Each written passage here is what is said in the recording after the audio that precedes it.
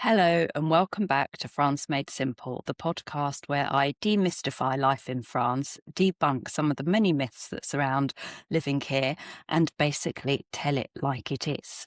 And today's episode is going to be very much about telling it like it is. Because we're going to do some of the random questions that you send in, and I collect them together.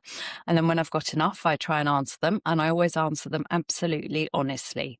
And it's particularly appropriate to do that today because this morning I went out for a run, get me, and I did nearly 4K without stopping. Well, I did stop once, but that was because otherwise me and the dog would have got totaled by a passing motorist. But in the main, it was absolutely idyllic. The sun was shining, it wasn't yet too hot, perfect temperature. I ran past fields full of cows grazing amongst cornflowers. The verges are all kind of neat and tidy and rubbish free, but still full of wildflowers. And I had one of those moments where I was like, oh my goodness, I am so lucky to live here. This is so idyllic. And it is most of the time. But one thing that comes up again and again is the kind of question of, is France better than the UK or the US? Is it a better place to come and live and come and be? And the only truthful answer to that is it's not better or worse. It's just different. And I think you can only really understand that difference when you've not only been here for a while, but you also go into a move with enough information and the right kind of expectations. Don't expect that moving to France will solve all of your problems. If you have problems or issues, you'll just bring them with you, and they'll be even more difficult to deal with in a foreign country where you don't have your familiar support network. Having said that, it does provide you, a move overseas does provide you with a fresh start and a chance to do all of those things that you've always wanted to do, but never quite had the time or the energy or maybe just the financial freedom to do. So France isn't better or worse than anywhere else. It is just different. And I think that's a very important thing to remember when you're thinking about moving here. So without further ado, let's get on with our questions, which are all related to this subject of, is it better, worse, different? How's this been? How's that been? And I think these are all things that people should try and think about and apply to themselves before you decide to make that move, or perhaps even during the moving process. So the first question I've got today is, what's been the hardest thing about moving to France? And people often say the paperwork, the language, bureaucracy, that kind of thing. And all of those things are difficult, but they're not insurmountable. But I think for me, the most difficult thing has been leaving family and friends, and then over the years, as people age and get older and more infirm, and you realize you're not going to be able to see them that many more times. Obviously, COVID and traveling made things really difficult. I don't think I ever really factored in how much I would miss seeing those family members and friends that I do miss seeing. Obviously, that sounds like I don't miss everybody, but you know what I mean, that I miss seeing on a regular basis. I didn't really ever stop to factor that in. And yeah, there's video calls and the internet and WhatsApp and cheap flights, but it's not the same as being able to pop round and go and see somebody whenever you want to and whenever you choose to. And it also means that when you do go back home to visit, and I guess for British people, that happens more often than, say, Americans, Australians, South Africans.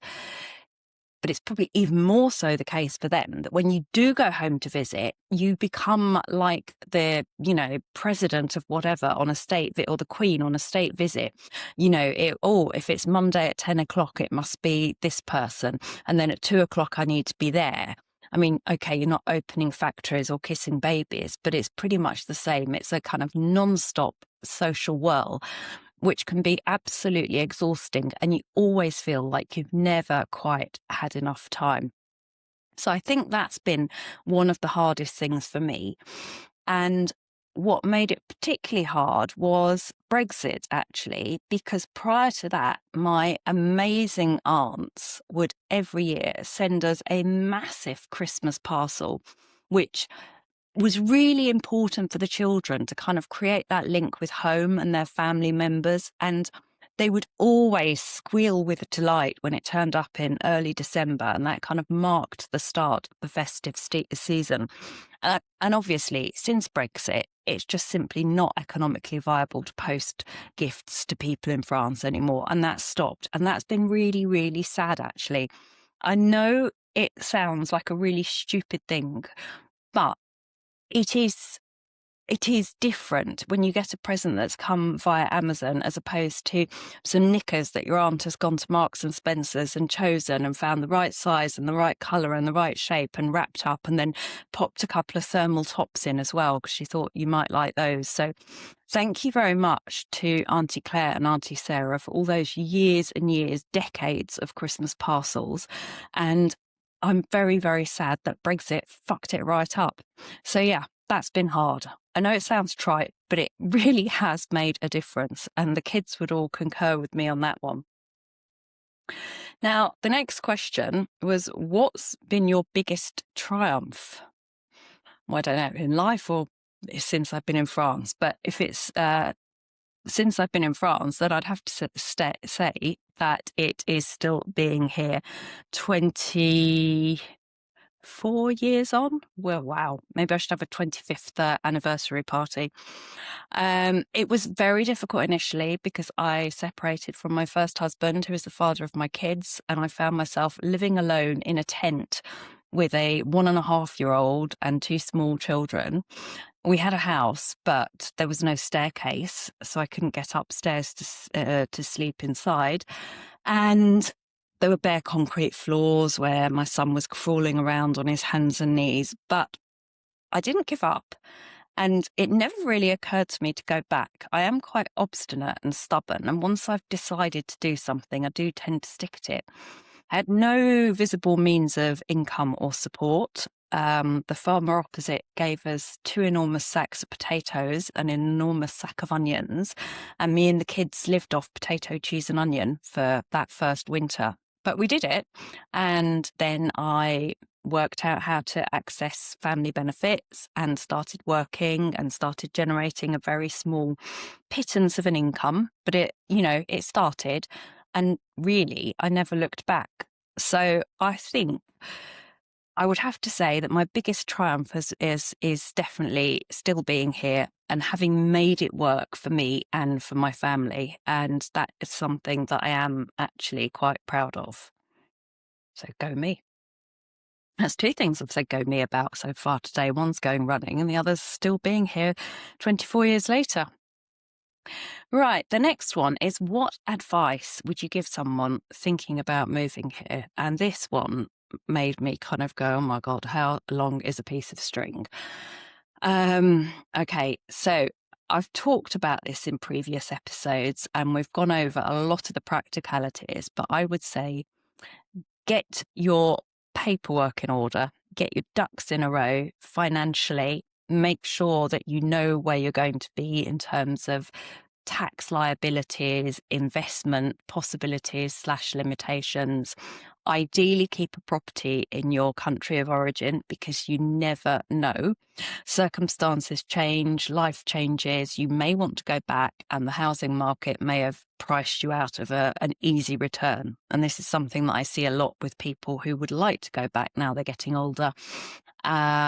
And they can't afford it financially. And I really wish that we had kept our property in the UK all those years ago, because it would be worth a flipping fortune by now. And I wouldn't still be struggling the way that I am. But there you go. Hindsight is a wonderful thing, isn't it?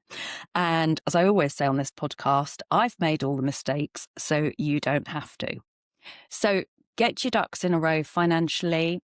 Paperwork, get as much sorted beforehand as you possibly can. Be prepared for it to be a lot harder than you think it's going to be. Be prepared for it not to be one long honeymoon when you first arrive. It may pour with rain for 3 weeks or even 3 months. Everything will go wrong, and you'll be thinking to yourself, my goodness me, like, what on earth was I thinking? Why did I even come here? But get through that and things will start to get better. So I suppose my advice would have to be, if I had to sum it up in a sentence, is be prepared, be practical, be organized, and be realistic about your expectations of what it will be like when you first arrive. Now, here's a good one. Where's the best place to buy clothes? Well, thankfully, these days we have the internet and online shopping, because when I first arrived here, there were sort of two choices, really. There were the kind of little old shops in town centres where, if you were kind of 60 plus and wanted a flowery pinny or a very demure cardigan or some very expensive lingerie, you could go in there and buy it. Or there were shops called places like Deathy Mode, and I can't remember all of them. Half of them have gone out of business now. But basically, if you went in there, you would come out looking like a hooker. Lots of tight fitted, clingy things with flounces and swirls and drapey bits and sequins. So there wasn't the kind of normal clothing that we're used to in the US and the UK. And there wasn't the choice and the selection. Thankfully, things have got massively better. And I would have to say the best place to buy clothes now is Vinted, because you can get almost anything you want on there, secondhand or pre-loved, which can mean new with the labels on, never out of the box. People have just bought the wrong size. And French customer service and returns is so shockingly bad that very often it's easier for people to resell their stuff that they've bought in error than try and return it to the shop. So I would go with Vinted for the best place to buy clothes. I mean, it depends what your budget is and what you're looking for. If you want practical stuff to wear around the farmyard or walking your dogs in, then your local agricultural supply place will have a great selection of all-in-one cowhand overalls. Very practical for doing the housework there, ladies. You won't get cold either. But joking aside, that's a really good place to buy stuff like fleeces, waterproof jackets, and of course, Wellington boots. Very important part of life in France are Wellington boots. Okay, next one. What have we got next? Ooh la la. Are the French friendly? Well, yes and no, I would have to say. They are friendly, but it's friendly in a different way to perhaps what we're used to with our sort of more Anglo-Saxon expectations. And I had the perfect example of this a few years ago when I was at my physiotherapist's, and it was one of those open room setups. I think I might have mentioned this before. And a young guy came in, a rugby player from the UK, didn't speak any French. His physio asked me to interpret for him. I did. We got chatting. By the end of it, I'd given him my phone number and email and invited him round for a barbecue at the weekend.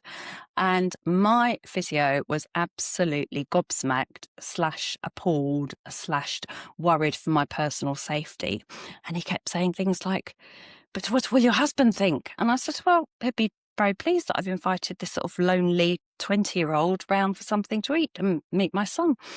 I was like, oh, and then we had a whole conversation about how in France things go so much more slowly. With work colleagues, you might go out for lunch, you might then progress to having a drink after work. This will go on for months, if not years, before you get invited around to meet the family or, invited to their home. And it does vary as well from region to region. I'm now living in the north, and I have to say the people are a lot more open and friendly than they are in certain regions that I have lived in, where it tends to be very much family, family, family.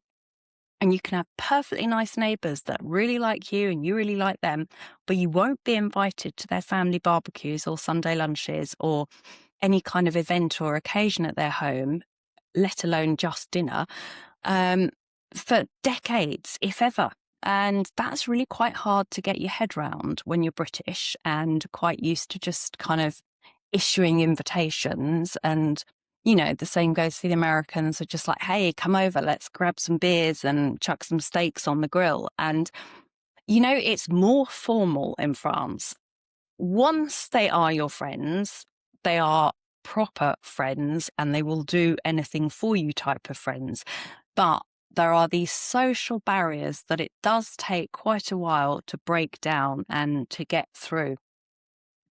So be prepared not to make friends instantly. You'll probably make lots of acquaintances. There'll probably be lots of people you can chat to and say hello to, but making proper friends, and this is true anywhere as an adult, does take time. So I think the French are no more friendly or unfriendly than any other nationality, but they go about their friendships in a slightly different way. And this is what we sometimes find a bit hard to understand. And it can seem a bit off-putting. So again, just go with the flow and be prepared for the fact that it does vary from region to region. And even within regions, you know, you can have some very sociable villages where the majority of people are outgoing and willing to welcome newcomers in and help them integrate into the community. And you can have another village 10 miles down the road, or not even 10 miles, 10 kilometers, and it's just not the same. So this is why I always say it's a really good idea to do so much research about where you're going to live, and ideally rent before you buy, which is very difficult often, and people do end up just buying. But really try and get a feel for the area and do as much research as possible and find out what's going on. Because if there are kind of international clubs and groups, or even if you can, you know, have a nose around local activities and see that the secretary of the local, I don't know, basketball club or something has got a non-French sounding surname, and you find that there are probably quite a few étrangers living in the area, you're probably going to find it easier to fit in there and, you know, and to integrate and to make friends. And I've certainly found that where I'm living now, because there are a lot of different nationalities and a lot of, I hate to say it, but middle class, second home owners, French people who've lived and worked overseas, who are quite Anglophone in their approach and very enthusiastic about Anglo-Saxon culture. It's been a lot easier for me to integrate up here in the last couple of years than it was down in the rural southwest. Okay, and that kind of leads me on to my response to the next question, which is, what's the biggest mistake most people make? And I was going to come up with a whole list of mistakes that people make about buying in the middle of nowhere, buying a property that's way too big, not budgeting properly for their renovations, underestimating the amount of work to be done, blah, blah, blah. I mean, I could go on about that for hours. But I'm going to go with a different approach because we've talked about property renovations and those kind of mistakes a lot in detail in other episodes, and we will come back to them again because they are a perennial and kind of ongoing issue for people moving here.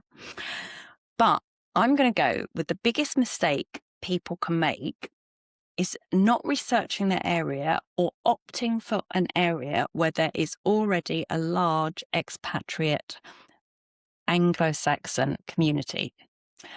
And now, not everybody's going to like my answer to this. And I know that it is a generalization because there are parts of France that have got big expat communities, but those communities are a mixture of nationalities. And that's very healthy and very inviting. As I was saying in my response to the previous question, you know, there's a good social mix. But unfortunately, the British have colonized certain areas within certain regions of France.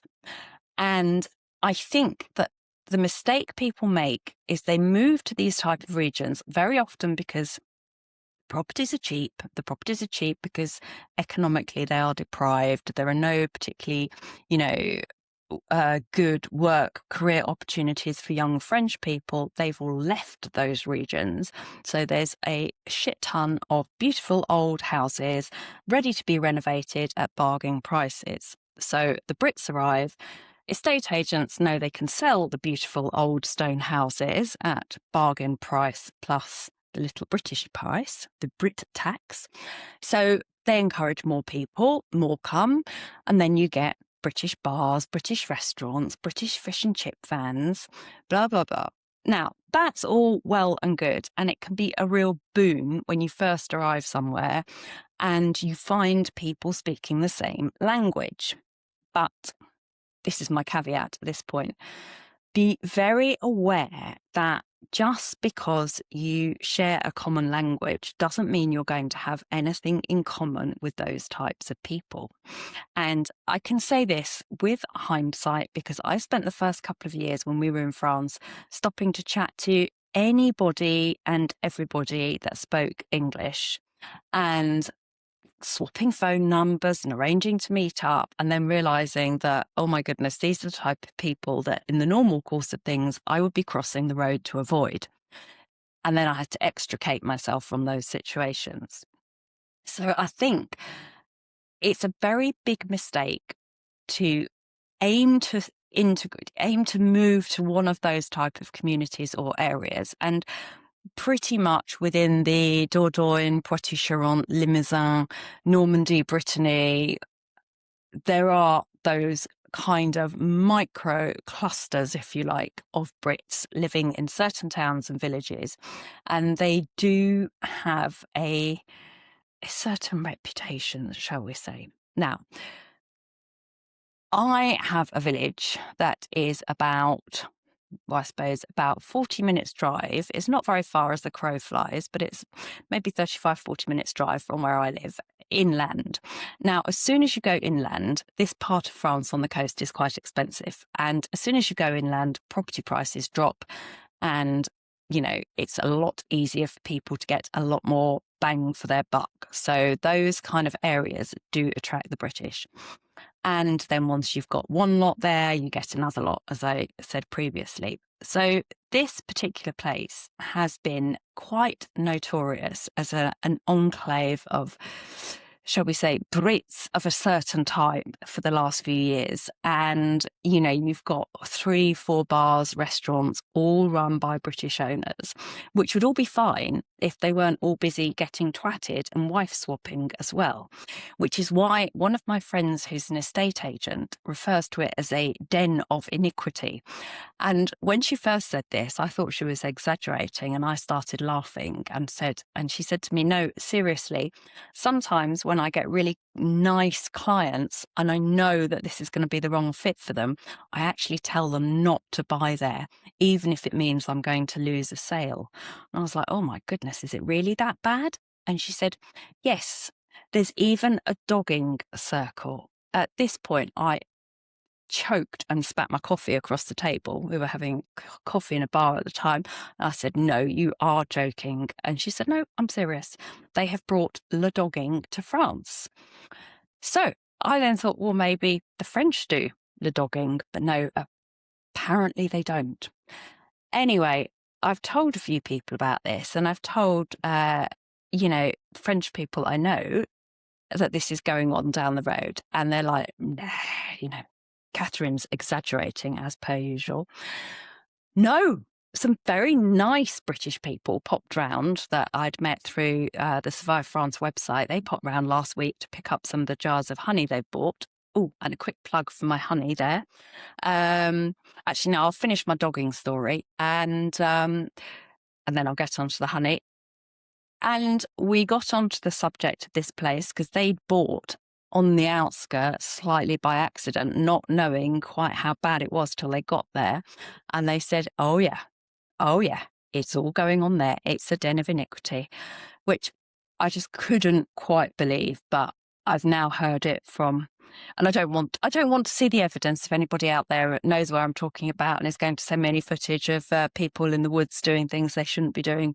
But you know, this is a fact. And I was like, I don't know quite why I find it so much worse that it's a load of British people, expats doing this than, you know, I mean, whatever goes, whatever floats your boat. I am not being a prude about this. It's just the fact they've brought this niche activity to France and they're doing it in the French countryside. I mean, stay in Bracknell or wherever, ideally. Anyway, so now this is where it gets really good. Last weekend, my partner's twin daughters were both having a party here. And when I say parties, one of them, when she says, can I have a soirée? It's going to be like something from the Great Gatsby, with people found holding martini glasses in hedgerows 3 days later. So we decided very sensibly, as they were both going to be partying this weekend, using the premises at different times and probably coming to blows over who had last seen the martini glasses. And she'd got a friend to come and do le mixing on the back lawn from Saturday lunchtime, and already apologised for the music because it was going to be our techno trance house classic, I don't know what. Anyway, we decided to do the only sensible adult thing and bugger off for the weekend. But as we're quite skinned, we took the VW, stuck a mattress in the back, grabbed the dog and a load of picnic food, and set off to see some waterfalls in Mortain, which was actually very nice. And we did a really good 12K hike up and down and around the waterfalls. Ended up absolutely whacked. Found a couple of really good brocants. Went to a vide grenier and found some more vide greniers to go to on the Sunday. Did really well, actually, on the vide grenier shopping front and brocant shopping front this weekend. And then we needed somewhere to sleep on the Saturday night. So I looked on the map and found there were some other waterfalls in the area which were much less well known. And I thought this is probably going to be quiet place to, picnic and cook our cassoulet on our camping stove. So we turned up there. Absolutely lovely. Beautiful little pools for the dog to drink out of. We even got in there and had a paddle. It wasn't quite deep enough to swim, but absolutely lovely. Cooked our dinner, got our picnic table out. By 9 o'clock, we were absolutely whacked, having been outside all day and done so much. So we were setting up our mattress in the back of our not camper van, not even dormobile. It's just a van with a window in the back and a curtain over the window. And then 2 cars pull up in the car park. And I suddenly realise we are literally 3 kilometres outside Dogging Central.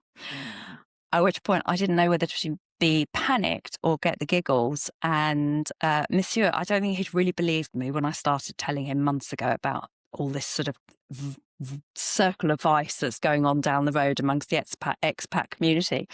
But having had it confirmed from other reliable sources other than myself, he does now realise this is a thing. And his face when a Twingo pulled up and sort of drove round the van and then drove off with one single woman in it. And then another car drove up with another single man in and then drove off. Now, they could have been completely innocent and just looking for a place to walk their non-existent dogs, but I'm not sure. So, biggest mistake people make is getting it wrong when you decide where to live. And obviously, if you're into wife swapping and being in an entirely British speaking or English speaking community and only ever eating British food, great, go for it. But I don't think that's what most of us come here to France for. So that also answers the question, which was my final question, which was, what have you been up to in the last week? And obviously, I know my life probably on social media especially looks like one long round of gardening, going to the beach, having apéros, and generally wafting around through life, having such a good time.